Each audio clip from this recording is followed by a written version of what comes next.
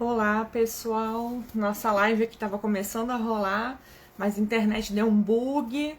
Começamos de novo. Vou esperar um pouquinho o pessoal ir entrando. Meu nome é Marília Boto, estou conselheira do Conselho do Direito das Mulheres, representando a sociedade civil na pessoa da OAB. E aqui estamos hoje com uma live importantíssima, os 15 anos da Lei Maria da Penha. E vamos continuar entrando e eu vou aqui chamar as nossas convidadas novamente para continuar essa live. A tecnologia nem sempre nos ajuda, né? Mas eu acho que agora vai. Carlinha, Flavinha já chegou. Começando nossa live. Obrigada pela presença de cada uma que está aqui. Um beijo grande no coração de todas vocês. Vamos ver se agora vai. Bem-vindas novamente, Voltamos. recomeçando a live. Bem-vinda, Carla Araújo, nossa procuradora de justiça, Flávia, nossa defensora pública. Então, muito bem-vindas a todas vocês duas. Daqui a pouco a Caterine vai estar chegando, está terminando as audiências. Muito obrigada por vocês estarem aqui. E eu queria começar com a Flavinha, porque também tem um compromisso logo a mais. E aí, logo a gente já ouve a Carla Araújo, que eu estou ansiosa para ouvir a todas. Morrendo de saudade, gente. Um beijo. Saudades, né? Me lembro muito do evento de comemoração do aniversário da superação da violência, né? A gente Sim. lá ali na Cândido Mendes, né? Muita saudade da gente se encontrar e poder estar perto, né? Porque a gente fala de um tema tão duro, mas é muito bom a gente trocar afetos, né? A gente consegue trocar afetos e se acolher nesse ambiente, tornar mais leve esse tema tão espinhoso que a gente trabalha, né? Que a gente lida no nosso cotidiano, que a gente tem que conviver ainda com ele, né? Olha a Kate, a Caterine. Chegou a Caterine, nossa juíza. Faltava só você para completar a live aqui, nós quatro hoje. Estávamos aqui Eu não falando, estava. O Flavinha, quarteto.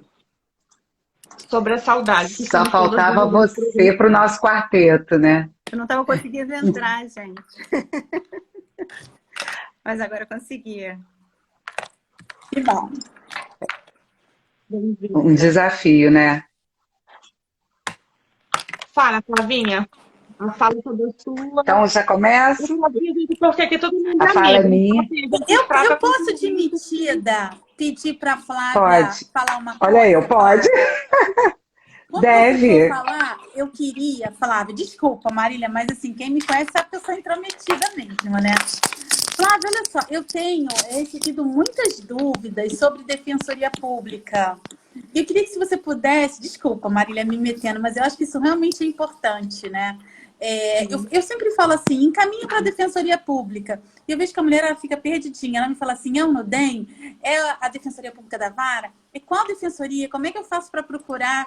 Então, é uma coisa que às vezes, para a gente, isso é muito básica. Procura um advogado, procura a defensoria. Mas eu vejo que a mulher ela fica perdida, né? Então, se você puder, junto com tudo que você vai falar, que eu tenho certeza que vai ser Pedimos para ela maravilhoso, mas se também. pudesse explicar um pouquinho.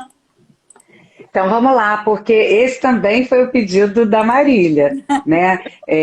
Vamos começar falando um pouquinho da Lei Maria da Penha, da própria Lei Maria da Penha, né? Esse tema que foi proposto pela Marília, 15 anos, o que mudou, não é? É esse o tema, o título, agora eu não me recordo direito, mas o que mudou, e eu acrescento assim, o que avançou, o que poderia ter avançado, né? A Lei Maria da Penha trouxe mudanças fundamentais para nós aqui, a gente falando no âmbito do sistema de justiça, né? A Marília advogada, a Caterine uma juíza, a Carla uma procuradora, que quando promotora atuou também no juizado da violência doméstica e familiar, né? Então, a Lei Maria da Penha veio para nos tirar daquele lugar de conforto, né, que nós tínhamos no sistema de justiça, né? Ou a gente trabalha numa vara criminal, ou a gente trabalha numa vara de família, ou a gente trabalha numa vara civil, e a gente lida com uma única matéria, né? A Lei Maria da Penha, de uma forma muito moderna e progressista, juntou na mesma caixinha várias áreas diferentes, né, desafiando aquela nossa atuação tradicional que nós éramos tão acostumadas. Então, a partir da Lei Maria da Penha, que traz uma outra perspectiva, principalmente um olhar diferenciado para as vítimas de uma violência específica, que é uma violência estrutural. O cachorro chegou aqui, agora está querendo um carinho, gente.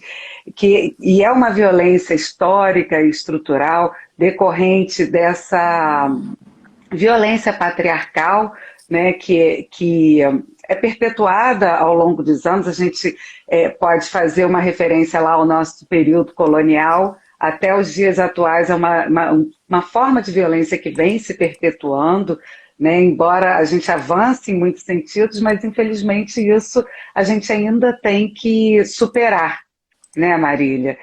E a Lei Maria da Penha vem trazer, todo mundo sabe, vocês também sabem, vocês também são muito fãs da Lei Maria da Penha, né? É uma legislação que foi toda pensada por mulheres, elaborada por mulheres para atender demandas de mulheres, né, que vivem essa violência específica. Então, a forma de elaboração da Lei Maria da Penha, a gente tem que sempre destacar isso, que não foi aquele processo legislativo tradicional, né? Houve muita escuta da sociedade civil, principalmente das mulheres e das diversas mulheres brasileiras, né? Nós somos muitas, cada uma, nos nossos cantões aí temos muitas especificidades.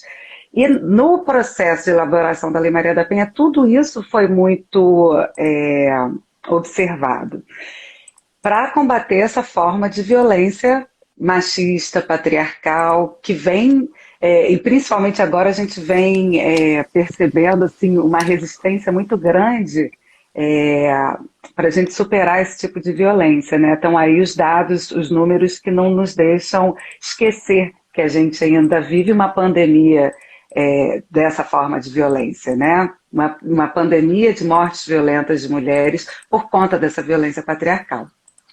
Então, a Lei Maria da Penha trouxe esse olhar diferenciado para a vítima, né? Hoje em dia a gente vem falando muito de direitos da vítima, mas a Lei Maria da Penha eu acho que foi bem pioneira nisso, né? Elevando a vítima no processo a um lugar de reconhecendo a vítima como sujeito de direitos dentro do processo, né? Não é apenas uma figura que vai ali prestar o seu depoimento e pronto, acabou, né? Ela tem direitos dentro desse processo, principalmente a gente lembrando que o Estado brasileiro se comprometeu a prevenir, punir e erradicar a violência contra a mulher.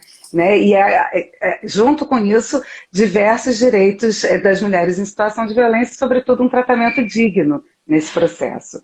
Né? Durante esses processos, que a gente tem o processo de medida protetiva e a ação penal. Por isso que eu falo que a Lei Maria da Penha nos tirou das caixinhas. Né? Ao mesmo tempo que a gente lida com uma demanda de natureza civil, a gente lida com uma demanda de natureza penal também. E qual é o papel da Defensoria Pública nisso tudo? Né? A partir do momento que a Lei Maria da Penha reconhece os direitos das vítimas e reconhece que essa violência patriarcal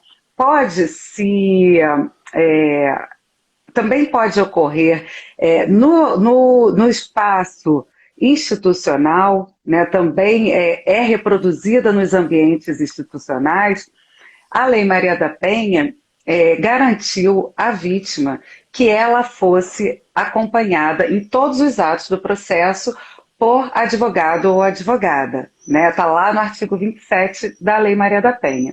E logo em seguida, a Lei Maria da Penha garantiu o direito de toda e qualquer mulher em situação de violência de acessar os serviços da Defensoria Pública. Então, independentemente da condição, Marília vai me avisando do meu tempo, porque eu falo muito, né? Independentemente da condição econômica dessa mulher, a vulnerabilidade social que ela se encontra em razão da situação de violência justifica a assistência da Defensoria Pública. Há quem diga, e aí a professora Soraya Mendes, né, ela no livro dela, Processo Penal Feminista, ela entende que essa atuação sui generis é um verdadeiro munus da Defensoria Pública, né? É o que a gente vem chamando de assistência à vítima. A gente não está ali para garantir uma condenação, mas para garantir que porque o Ministério Público já tem esse papel, né, de fomentar a ação penal. A gente está ali para garantir que os direitos da vítima sejam observados, sejam respeitados e que ela não seja revitimizada. E como é que a Defensoria Pública aqui no Rio de Janeiro se estruturou para desempenhar essa função? Então, nós temos os juizados da violência doméstica familiar, os juizados especializados. Nos juizados especializados, a Defensoria Pública conseguiu criar 2 órgãos de atuação.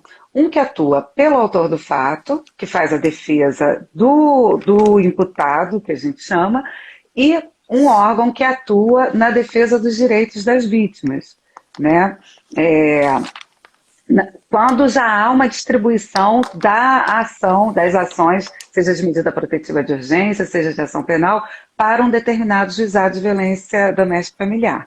Onde não existe juizado especializado, né, onde os juizados são adjuntos de varas criminais ou de juizados especiais criminais, né, isso acontece muito no interior, nas comarcas do interior. A Defensoria Pública conta com apenas um órgão funcionando junto a esses órgãos do Judiciário, né?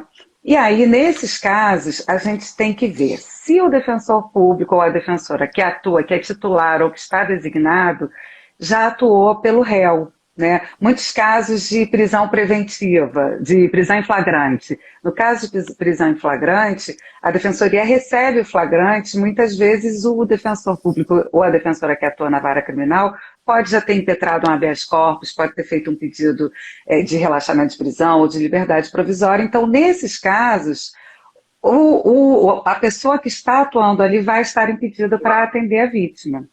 Se não houver atuado ainda, esse defensor ou defensora vai ter atribuição para atuar. É um pouco complicado? É um pouco complicado, né? E aí, o que a gente tem que fazer? A gente tem que orientar as pessoas a sempre buscar o atendimento ou através do 129 da Defensoria, que é a Central de Relacionamento do Cidadão, ou a gente tem, ainda é uma herança aí do período da pandemia, quando a gente readequou todo o nosso atendimento para o modelo remoto, a gente criou um polo de atendimento remoto específico para o Nudem. O Nudem pode receber esse primeiro atendimento e orientar para onde deve ser buscado o atendimento. Tá? Então, a gente tem um número de WhatsApp que a gente divulga, que eu agora vou ter dificuldade de acessar, porque a live é pelo telefone celular. Deixa eu ver se eu consigo aqui no computador, porque é importante a gente falar esse número, que eu não consigo acessar pelo computador, porque não aparece aqui para mim, mas eu vou achar em outro lugar, até o final eu falo aqui. Ou pode ser através do 129. Do vídeo. Ah, Me ótimo, manda ótimo. do vídeo para eu salvar lá. Então. Ótimo. E já encerrando, caminhando para o final, a gente tem o Nudem, que eu acabei de falar, né, que pode fazer essa triagem e encaminhar para orientar qual órgão de atuação que vai fazer o atendimento quando já tem uma ação distribuída. Né? Porque o Nudem é o núcleo de defesa dos direitos da mulher vítima de violência de gênero. Né? A Defensoria Pública tem essa distribuição. Os órgãos que fazem os primeiros atendimentos, quando não existe uma ação ainda ajuizada, são os núcleos de primeiro atendimento. Nos casos de violência de gênero, a gente tem um núcleo especializado com atribuição para todo o estado do Rio de Janeiro, embora ele se localize na capital. Né? Mas ele pode atender mulheres que moram aqui no município do Rio, que moram no município, por exemplo, de Nova Friburgo, de Campos de Macaé, de qualquer outro município, porque a atribuição territorial é em todo o estado. O que o Nudem vai fazer? O Nudem vai fazer esse primeiro atendimento, vai fazer a acolhida, entender qual é a necessidade, qual é a demanda, verificar se há necessidade de ajuizamento, vai prestar orientação jurídica e ajuizar eventual demanda, seja para o juizado da violência doméstica e familiar, seja para uma vara de família, seja uma ação indenizatória em razão daquela violência sofrida por uma vara civil. Né? E o atendimento no NUDEM é um atendimento multidisciplinar. O NUDEM, além das defensoras públicas que atuam no órgão, conta com uma equipe multidisciplinar, né? Uma psicóloga e uma assistente social que fazem esse trabalho técnico para dar apoio à nossa atuação. Né? Então, muitas vezes a mulher chega muito desorganizada, tem dúvidas ainda se ela quer propor uma ação, o que ela quer fazer. Muitas vezes essa mulher, primeiramente, é encaminhada para a equipe técnica poder entender qual é a real necessidade e muitas vezes, em primeiro lugar, a gente nem ajuiza uma ação. Né? A gente faz um encaminhamento para os centros especializados, né? que vão ser muito importantes para que essa mulher resgate essa autonomia e possa tomar a decisão de ajuizar uma ação, de denunciar o seu agressor de uma forma mais... que ela possa expressar, manifestar a sua vontade de uma forma mais livre, né, de qualquer influência. Acho que basicamente é isso. Eu vou ficar por aqui ainda e... as dúvidas que forem surgindo, a gente pode ir conversando. Era essa a minha tarefa, Carla? Era o seu pedido, eu atendi? Mas é muito importante isso, o 129 da Defensoria, e eu já vou passar aqui eu vou passar para a Carla o card do NUDEM, que tem todos os contatos para o nosso atendimento. E o NUDEM está fazendo atendimento presencial, fica na Rua do Ouvidor, número 90, quarto andar. E o telefone é 2332-2270. Então, todos os dias temos defensoras, temos funcionárias, servidoras, a equipe técnica atuando lá no NUDEM para atender todas as mulheres que necessitarem de orientação em casos de violência de gênero. Maravilhoso, muito obrigada, Flávia. Surgiu uma pergunta aqui que eu vi, que eu consegui ler, na verdade, né? Porque às vezes ficam tão pequenininha, com 4 fica menor ainda. Perguntando se há recorte de raça em relação à questão de violência contra a mulher, a dificuldade de acesso, se tem alguma diferenciação, se vocês reconhecem essa dificuldade das mulheres negras de acessarem o sistema. Foi uma das perguntas que eu vi passando por aqui, que eu acho muito importante, já que os índices contra elas têm aumentado e das mulheres brancas têm diminuído. Eu acho que é importante a gente ressaltar essa pauta aqui também. É muito boa a pergunta. Então, a Defensoria mantém um diálogo muito próximo com a sociedade civil, e principalmente com grupos de determinados territórios. Então, a gente recebe essa informação da dificuldade de mulheres que residem em determinados territórios de acessar os serviços. Né? Muitas vezes, por meio da ouvidoria da Defensoria Pública, chega essa notícia, né? Mulheres que sofrem violência, mas que não...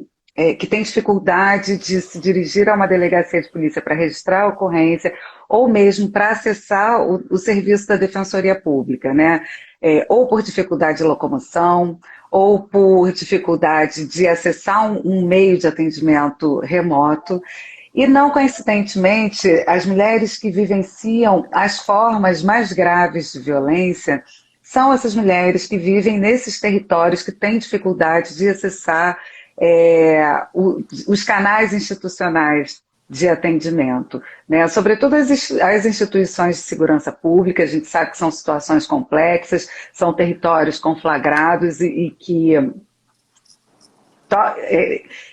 acabam trazendo outras barreiras, que não só a dificuldade de romper o ciclo da violência, aquela dificuldade já que a gente conhece bem, né, que as mulheres vivenciam no seu cotidiano para romper o ciclo da violência, mas barreiras externas, né, em razão daquele cotidiano vivenciado por essas mulheres, que também se apresentam para que essas mulheres não acessem as instituições, nem a proteção que a Lei Maria da Penha oferece, né? Todo esse sistema de garantias da Lei Maria da Penha.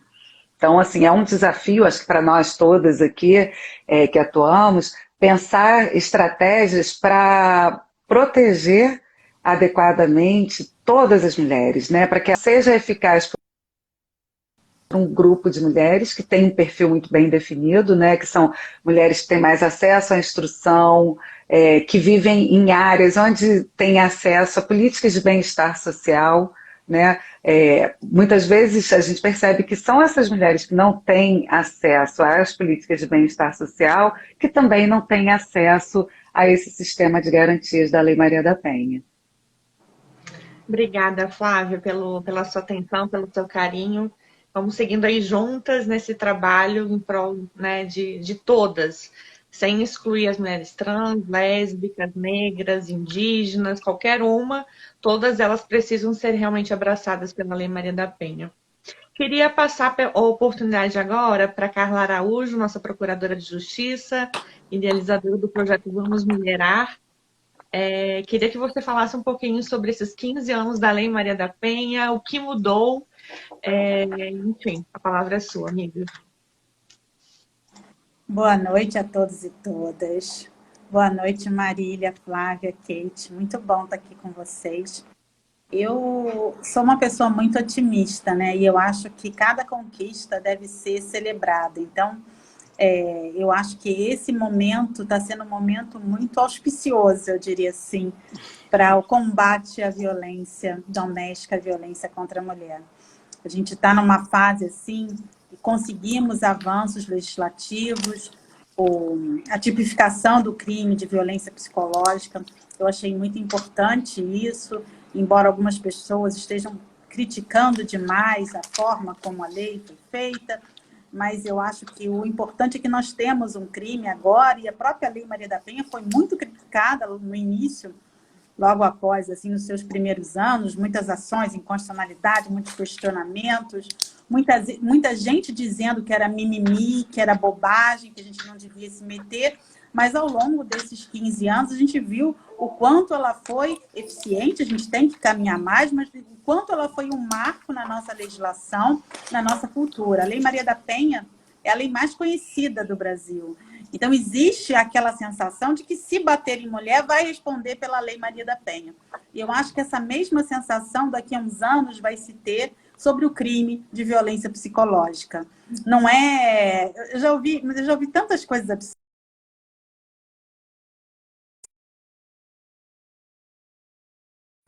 Porque qualquer fora que ela receber vai ser violência psicológica.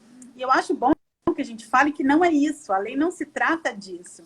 Se trata de atos e comportamentos contínuos de humilhação, de manipulação, de ridicularização, de desvalorização, de desrespeito, que acaba adoecendo a mulher emocionalmente.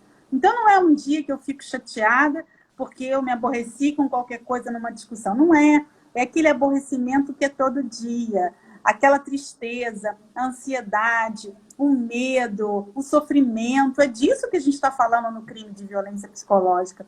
Que às vezes, para mulheres, e graças a Deus, e para outras pessoas, isso não faz parte do relacionamento. E que bom que não faça parte. Mas para a mulher que está num relacionamento abusivo, isso faz parte do relacionamento. E a gente tinha na Lei Maria da Penha a violência psicológica, a gente não tinha o crime autônomo. A importância de ter esse crime. E aí, né, junto com essa lei, veio o aumento do crime, da pena do crime de lesão corporal, passou a ser apenado com reclusão. Então, a gente vai percebendo um avanço da legislação. A nossa lei é a terceira melhor lei do mundo, embora o Brasil ocupe o 5º lugar nas estatísticas de feminicídio, mas eu sinceramente acho que as coisas estão melhorando, aos poucos estão melhorando. A gente tem feito reuniões frequentes durante toda a pandemia, exatamente visualizando aí pontos que a gente pode melhorar no atendimento à mulher, no acolhimento à mulher. Lembrando que a Lei Maria da Penha não é só vou prever um crime e vou punir, não. Tem toda uma parte de acolhimento, de prevenção, de esclarecimento, de informação, que é o que a gente está fazendo agora. Então, eu realmente acredito que houve vários avanços, ainda existem muitos desafios, e esse mês eu acho importantíssimo para a gente parar e refletir o que se pode fazer mais, o que nós estamos fazendo, mas eu nunca abro mão de celebrar as conquistas. E eu acho, sim, que a gente está no momento, né? Eu estava falando no iniciozinho, né? Na outra parte que caiu, a gente teve hoje, né? Um crime de violência política contra a mulher. Então, são etapas que a gente está indo, e isso tem que ser celebrado. E eu também queria falar sobre essa pergunta que falaram sobre as negras. Existem alguns fatores sociais que realmente colocam a mulher numa condição de maior vulnerabilidade. A gente está atento a isso. Isso não passa desapercebido. E aí eu quero lembrar que não é só a mulher negra, é a mulher negra, mas é a mulher deficiente, que muitas vezes ela é esquecida. Eu lembro, não sei se Caterine e Flávia estavam, Marília talvez, num seminário que teve na Escola da Magistratura, que uma mulher cadeirante, ela dizia que o marido tirava, companheiro, não me lembro, a cadeira de rodas, tirava o celular dela, desligava o telefone, e ela não tinha como sair, sofria violência de todos os tipos, inclusive sexual, ela não tinha como pedir socorro. Então, os deficientes auditivos, visuais, deficientes físicos, deficientes mentais, todo esse grupo também merece atenção. As idosas, as mulheres com pouca instrução ou analfabetas, essa dificuldade, né, do linguajar jurídico, isso tem que ser passado para a mulher em falas muito simples que ela possa compreender. A gente, operadores do direito que somos, a gente está acostumado a esse linguajar, mas eu gosto muito de falar de uma forma muito simples, para que aquela mulher entenda. Então, ontem eu estava assistindo uma live com a Gabriela Mansur e estava uma antropóloga falando. E o tempo todo se dizia, né? Por que a gente tem um novo tipo penal, falando do crime de violência psicológica? Ela falou, gente, peraí, o que é tipo penal? Uma coisa assim, aí foi explicado, é um novo crime. Nós temos agora um crime de violência psicológica, que tem uma pena específica. Então, falar de uma linguagem muito acessível às indígenas, quem mora na área urbana e quem mora na área rural, no interior do Rio de Janeiro, no interior do Brasil, a gente está aqui na internet, a gente não sabe o alcance disso. Então, quando a gente fala em cidade do Rio de Janeiro, a mulher ela já tem uma dificuldade de vergonha, de medo, de ir numa delegacia que está no seu bairro. Imagina aquela que está lá no interior, e sei lá como que vai. É uma dificuldade. Numa cidade pequena que todo mundo se conhece, né, Carla? Exatamente. Então, assim, se eu tenho vergonha dentro da cidade do Rio de Janeiro, naquela cidade que é se eu botar o pé na delegacia, a rua aqui da delegacia, da igreja, do fórum, prefeitura, todo mundo vai ficar sabendo. Então, ela também tem que ter um olhar específico a essa mulher. Sem contar que muitas cidades não têm ali uma rede de acolhimento como a gente tem no Rio de Janeiro, né? A orientação sexual, a questão da mulher trans, eu acho que todos são fatores, né? Não sei se eu esqueci de alguns, eu tentei listar aqui para poder não excluir ninguém, mas na verdade é um grande guarda-chuva. E o principal, sabe, Marília, quando a gente soma tudo isso, então aquela mulher que é negra, que não tem, que é analfabeta, que mora no meio rural, que é idosa ou criança, que, enfim, que é deficiente, essa, então, ela tem que ter o maior cuidado e maior atenção possível. Mas é por isso que a gente está aqui, né? Então, eu gosto, assim, de passar, assim, uma mensagem. É por isso que a gente trabalha muito para que a gente possa amparar, acolher, incentivar essa mulher a denunciar e tentar com que a justiça chegue da melhor forma possível. E a justiça é a punição, mas também tem um caráter de prevenção, mas principalmente tem um caráter de acolhimento, tem um caráter de manter a segurança da mulher através das medidas protetivas, que eu acho que é um dos pontos fundamentais que trouxe a Lei Maria da Penha, né? Maravilhoso, exatamente. Ela que defere ou não. Nossa querida Gente, Caterine, a juíza que está em exercício aí na sétimo juizado da violência doméstica familiar contra a mulher no município do Rio de Janeiro. As três aqui, gente, são especialistas em gênero pela Emerge, são pessoas incríveis, não apenas no sentido de conhecimento técnico, mas de humanas, né? De pessoas realmente que são comprometidas com a pauta e comprometidas com tudo. Então é uma honra imensa ter vocês três aqui conosco. Kate, queria te pedir para você ficar à vontade de falar 15 anos da Lei Maria da Penha e, no seu ponto de vista, o que mudou nesses 15 anos. Obrigada, Marília. Boa noite a todas as minhas queridas colegas e a todas e todos. Enfim, vou só fazer uma correçãozinha, porque o sexto juizado e o sétimo fica na Barra. E isso é super importante de falar, porque a gente está falando aqui de mulher periférica, de mulher negra, de mulher moradora de comunidade. E o sexto juizado é o juizado que está justamente no meio de todas essas comunidades. Ela está ali, tem Complexo do Alemão, da Maré. Então, é uma área em que tem um grande índice de violência contra a mulher. E realmente é um grande desafio estar nesse juizado e ver essas situações de violência se repetindo todos os dias em uma quantidade assim enorme. É uma grande tristeza, mas, por outro lado, como disse a Carla, que eu adorei o adjetivo, é um momento auspicioso, muito auspicioso. Também tenho essa sensação, Carlinha. Por quê? Porque, primeiro, a gente teve a Lei Maria da Penha, que a Lei Maria da Penha, ela, para mim, eu acho que para todas que estão aqui também, é um grande marco no reconhecimento da violência contra a mulher. Ela já existia, ela já estava aí todos os dias, em todos os lugares, em todas as casas, inclusive, mas ela não era reconhecida, né? O Brasil se negava a reconhecer a violência contra a mulher como um crime. E a Lei Maria da Penha, ela vai lá e elenca os tipos de violência. Porque violência física é muito fácil de reconhecer. Levou um tapa, um soco, tá ali, né? Foi agredida. E os outros tipos de violência? A Lei Maria da Penha vai lá elencar. E nesse momento auspicioso que nós estamos vivendo, nós temos a violência psicológica agora, que também era uma grande violência contra a mulher, sendo reconhecida. Violência política sendo reconhecida numa lei que foi editada essa semana. Então, assim, isso tudo é muito importante para as mulheres, porque o reconhecimento de que é violência, de que esses comportamentos são inadequados, são criminosos, diminuem a autoestima da mulher e colocam a mulher numa situação de grande vulnerabilidade, de violência, sofrendo aí violação dos seus direitos fundamentais. Por que a Lei Maria da Penha é tão importante? Porque ela aumenta a punição, os 3 P's da Lei Maria da Penha.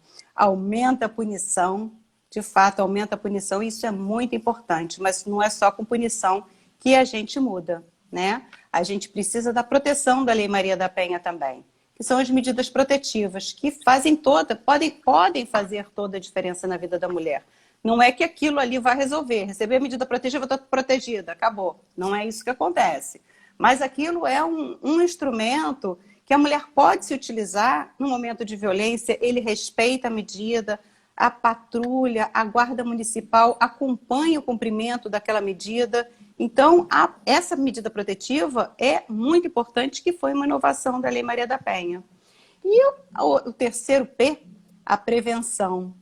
As políticas públicas para prevenir a violência contra a mulher, que eu acho que foi esse o ponto que a Marília me pediu para falar, da nossa prevenção, das políticas públicas que a gente tem desenvolvido dentro do tribunal. E esse é o ponto que eu trabalho aqui, encontrando semanalmente, que eu encontro com a Flávia, com a Carla, né? Em todas as instituições envolvidas na proteção contra a mulher, nessa rede de enfrentamento, de proteção da violência contra a mulher. E a gente trabalha muito junto nisso. Dentro do tribunal nós temos uma coordenadoria, que é a nossa COEM, que é presidida pela desembargadora Sueli Magalhães, que vem fazendo um trabalho de grande união entre as juízas e entre as instituições também, e juntando todas e todos, que eu acho que essa é uma grande diferença que a gente tem agora, né? Essa visão de que as mulheres não são inimigas, não.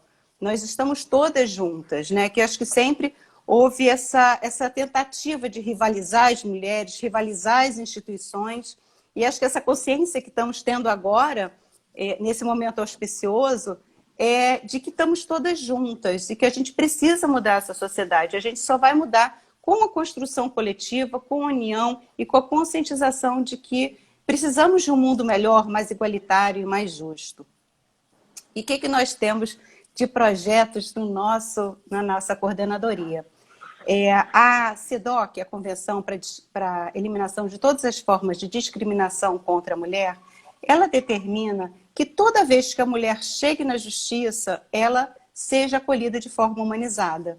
Então, na primeira porta de entrada, que são os juizados, que são um avanço da Lei Maria da Penha, nós temos o Projeto Violeta, que é aquele que a mulher vai ser atendida pela equipe técnica do juízo, pelo assistente social, psicólogo, ser encaminhado para a Defensoria Pública, que é uma parceria com a Defensoria Pública e com o Ministério Público também, e no mesmo dia ter a medida protetiva analisada.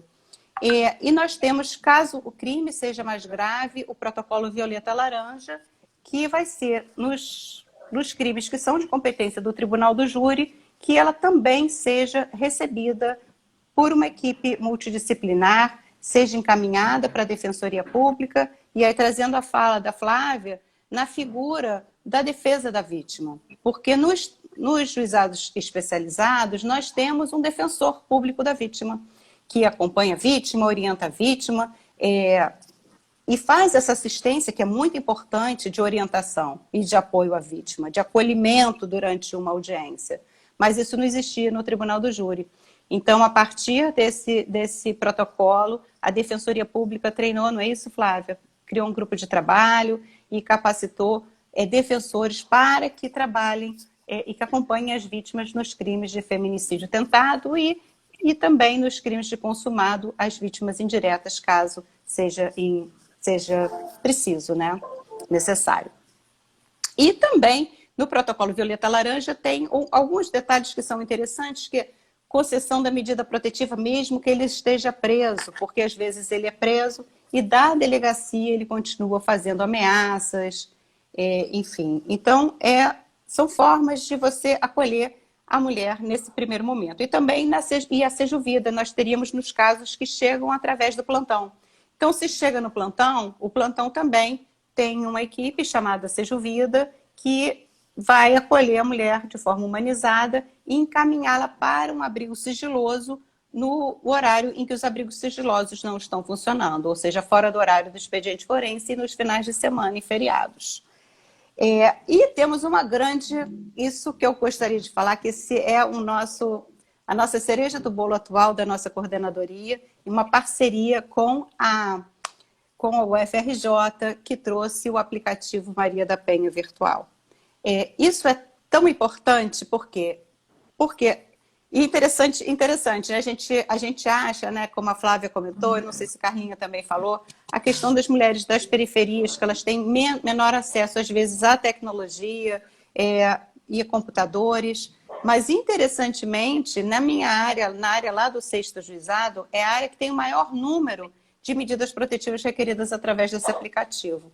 E o que seria esse aplicativo? É um web app, é uma página que funciona como...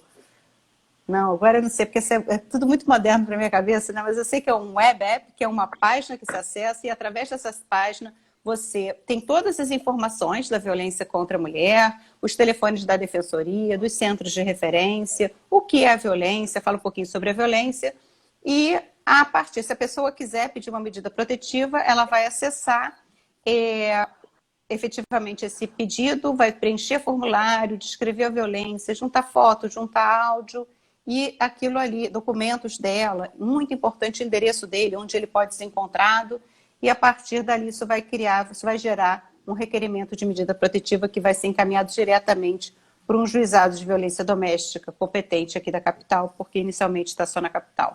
É importante por quê? Porque essa tecnologia de web app, ela acessa, preenche, manda e ela apaga o histórico dela, então ele não sabe que ela acessou aquela página. Então, assim, são várias formas que nós temos tentado encontrar para garantir o acesso da mulher à justiça, da forma que preconiza a nossa querida e maravilhosa Lei Maria da Penha. E eu fico muito feliz de estar aqui com a Flávia e com com a Carla e com você também, que é uma representante da OAB, né, ô, Marília? A gente tem instituições distintas, unidas nesse objetivo comum que nós temos, que é a diminuição da violência. E eu fico muito feliz do trabalho conjunto e da nossa sororidade e união. E, enfim, eu acho que eu até passei meu tempo, não sou de falar muito, mas se você der espaço... Vocês são maravilhosos, maravilhosas. É realmente, Marília, meu amor. posso só aproveitando que a Kate lembrou mais da defensoria do que a própria defensora aqui, lembrando que a gente faz essa atuação nos crimes de feminicídio também. Isso é muito importante divulgar, porque as pessoas não têm esse conhecimento. A gente tanto pode prestar orientação aos familiares da vítima fatal do crime de feminicídio, né? Porque a gente sabe que existem muitas demandas correlatas. O que é isso, demanda correlata, né? Muitas vezes a mulher que foi morta tem filhos. E como é que fica a situação desses filhos, né? São os avós que precisam regularizar a guarda, fazer pedido de algum benefício. E aí a gente pode prestar essa orientação e fazer esse atendimento aos familiares. E é muito importante essa nossa atuação também nos tribunais do júri. Com o protocolo Violeta Laranja, a gente já tinha começado a fazer na capital, mas com a ampliação, agora a gente está ampliando esse protocolo para todo o estado, né, Kate? E a Defensoria criou esse grupo de trabalho para poder atender essa necessidade em todos em todo o estado, em caso de feminicídio tentado. A gente tem recebido desde o final do ano passado, mas ainda, diante do número de casos, o recebimento, né, a procura por esse atendimento ainda é pequena. Tá? Então é muito importante a gente divulgar esse trabalho. Obrigada, Kate, por ter lembrado. Maravilhoso, perfeito. Eu queria, na verdade, era elogiar, né, essa sororidade. A gente se encontra, a gente vê muito entre a gente, assim, né? Ela começa já entre nós, entre toda a rede de acolhimento da mulher. E eu me sinto muito privilegiada de conhecê-las e de estar lado a lado, ombreando nessa pauta que é extremamente importante para mim e para vocês também, né? Eu até fiz um xizinho na mão, lembrando aí da campanha do Sinal Vermelho, que também virou, né, aí essa semana lei, inclusive, junto com a questão da violência psicológica. A Carla Araújo estava falando e eu me lembrei de um evento na UAB que a gente organizou sei lá, uns 4 anos quase atrás, falando sobre violência psicológica e a falta de tipificação, né? Então, de fato, nós estamos aí avançando. Mas aí, embora ela tente, ela não é perfeita, né? E, na verdade, independente da lei, a gente precisa ainda melhorar. Eu queria que, assim, cada uma falasse pelo menos um ponto que acha que ainda precisa evoluir, melhorar, independente, né, da lei, ou seja, ou da política pública. O que vocês acreditam que ainda falta para a gente avançar mais e atingir mais mulheres? A gente ainda tem, acho que mais ou menos uns 15 minutos de live, então acho que dá tempo de uns 5 minutinhos cada uma falar um pontinho que acho que pode ainda melhorar, ou que a gente ainda precisa aprimorar para que seja realmente efetiva, né, a Lei Maria da Penha.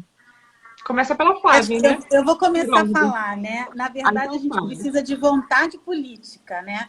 A lei é boa, a gente precisa de dinheiro, a gente precisa de orçamento, a gente precisa que o gestor se empenhe valores para poder cumprir essa meta que nós temos, né? Vários pontos que nós precisamos de políticas públicas, né? Eu vou contar para vocês, hoje eu fiz uma reunião da COEM, que a gente não estava, a Ellen que estava, com um município que eu não vou nem mencionar aqui, porque não é a intenção aqui fazer carga política contra ninguém, mas nós tínhamos 2 defensoras, 3 membros do Ministério Público, 2 juízes, vários funcionários do Tribunal de Justiça, e a prefeitura não compareceu. E a segunda reunião, nem para dar assim, não estou nem aí. Então, isso causa uma tristeza muito grande. Então, a questão agora, eu acho que não é legislativa. O ponto que a gente tem que considerar é a questão dos equipamentos públicos. A gente precisa de centros de atendimento à mulher, a gente precisa de casas da mulher brasileira, a gente precisa, no interior, ter CREAs, CRAs. A gente precisa dotar a mulher desse acolhimento que ela precisa, porque a gente vê em vários espaços a coisa aí caminhando, né? As delegacias especializadas de atendimento à mulher, os núcleos de atendimento à mulher. Então, a coisa está num processo e a gente vê, não, ainda falta, mas a gente já conquistou isso. E eu vejo realmente uma grande deficiência na parte do executivo, falando de uma forma genérica aqui, né? Independente dos governos e dos partidos, assim, o meu pleito é apartidário. Eu acho que precisa mais empenho. Eu acho que essa é a minha crítica que eu tenho a fazer. Eu vou aproveitar o gancho da Carla, né? Porque acredito que a nossa crítica vai ser a mesma. Né? A gente tenta fazer o nosso dever de casa, a gente vem trabalhando nas instituições, na qualificação dos integrantes das instituições. Claro que não é uma coisa fácil, porque isso significa uma mudança de cultura.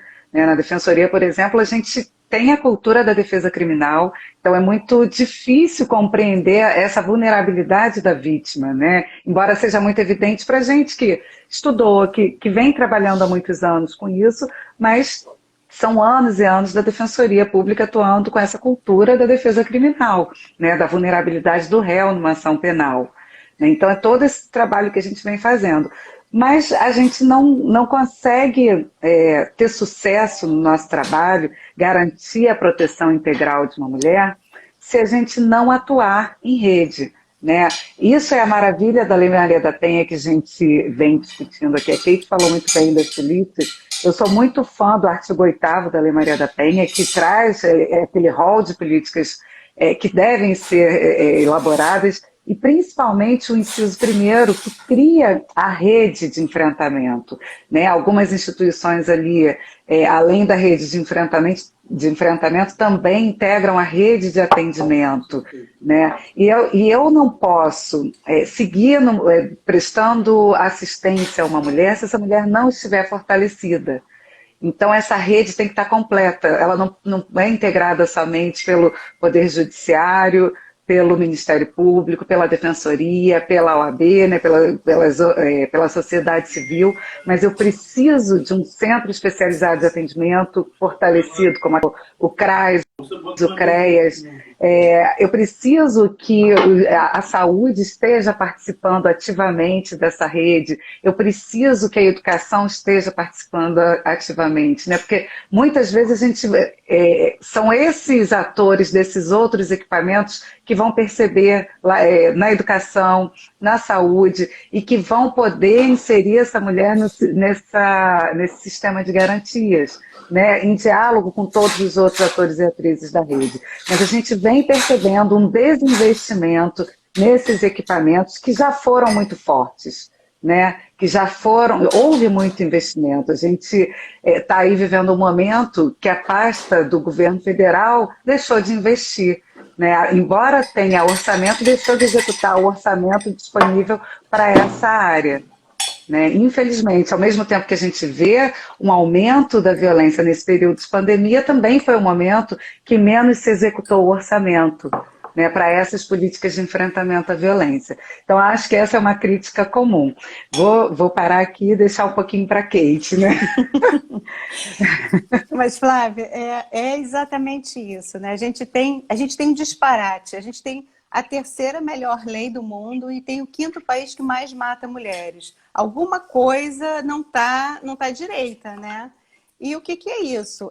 A gente não tem, a Lei Maria da Penha, ela não está efetivada, a gente não tem ela na prática. A nossa realidade é totalmente diferente do que está no papel, né? A gente precisa implementar a Lei Maria da Penha para garantir todas essas políticas que a Flávia falou e que a Carla falou também, que são muito importantes.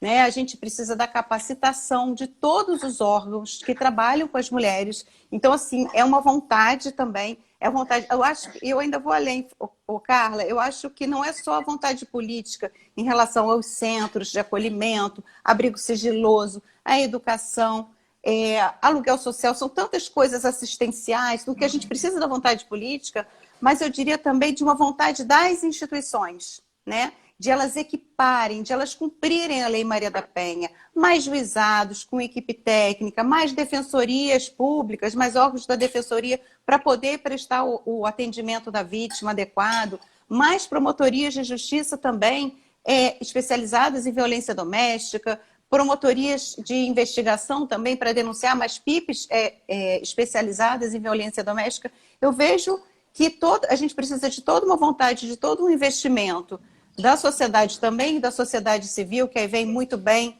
a Marília falando do sinal vermelho, que o sinal vermelho também é uma conquista, né, da participação da sociedade civil no enfrentamento da violência, porque não é só o Poder Judiciário, não é só a polícia que vai resolver. A gente precisa da sociedade civil se indignar. A gente não pode perder esse nosso poder de indignação e de vontade de mudar. E aí a vontade vai para todas as instituições e para a sociedade civil.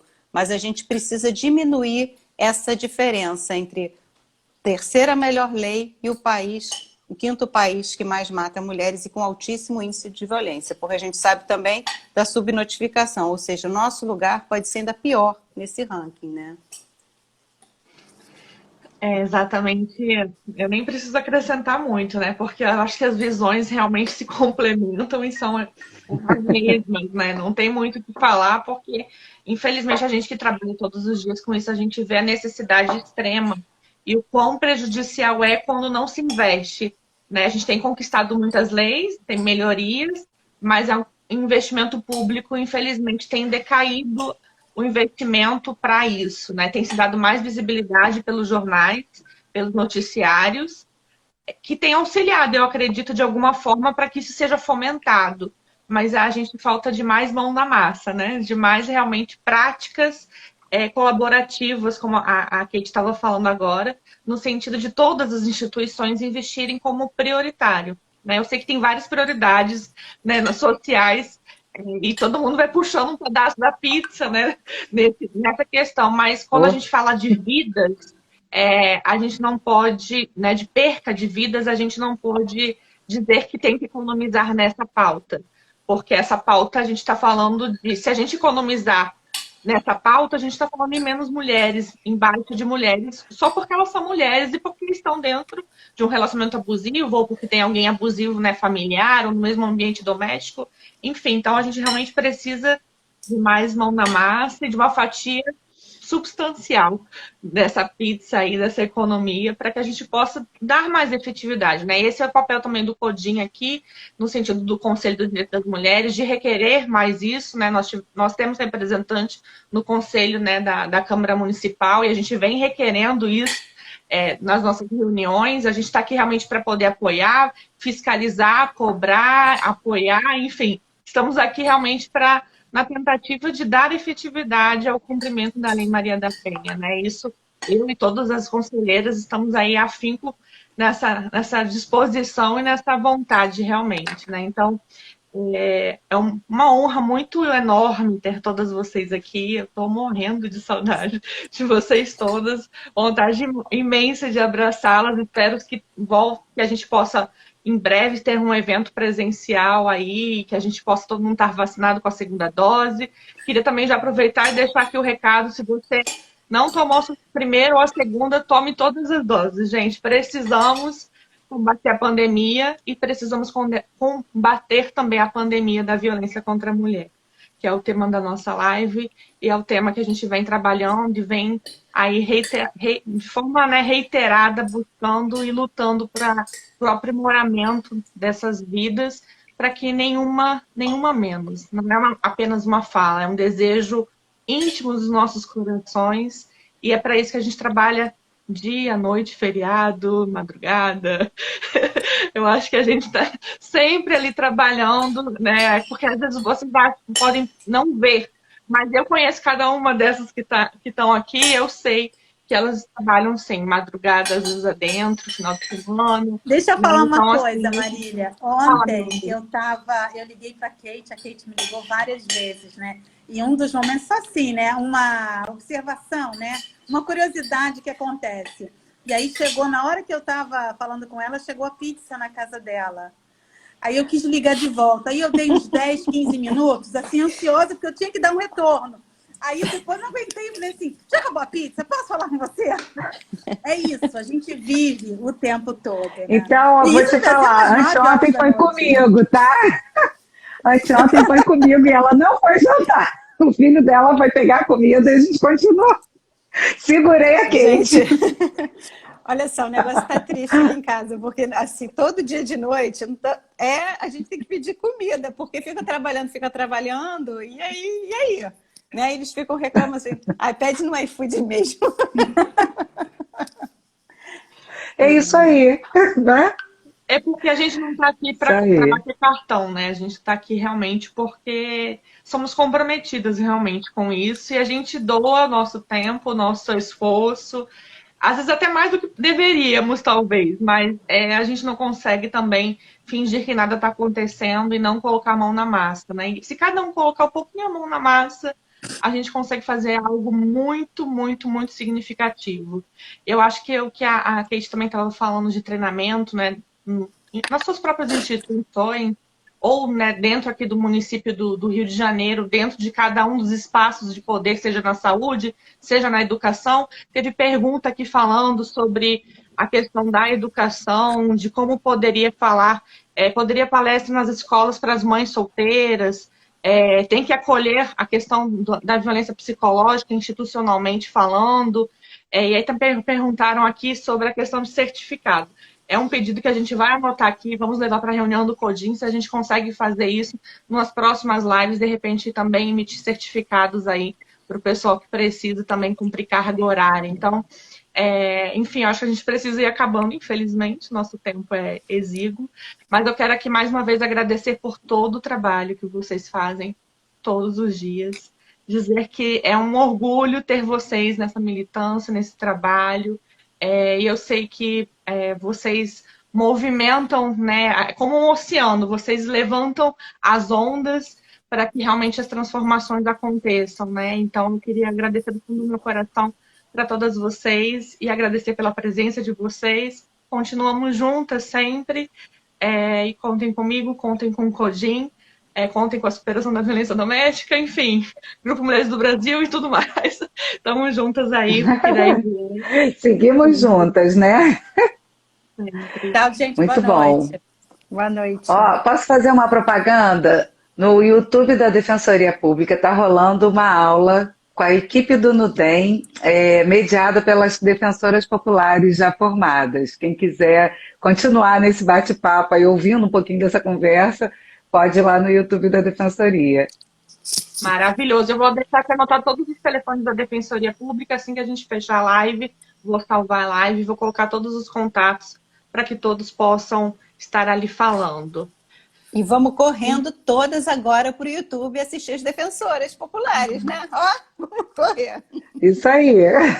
Obrigada, uma honra estar aqui, uma honra estar ao lado dessas mulheres maravilhosas. Muito bom caminhar junto com vocês. Tchau, tchau. Tchau, gente. Tchau. Um beijinho no coração de todas vocês. Fiquem bem todos, se cuidem. Também. Beijos. Beijo.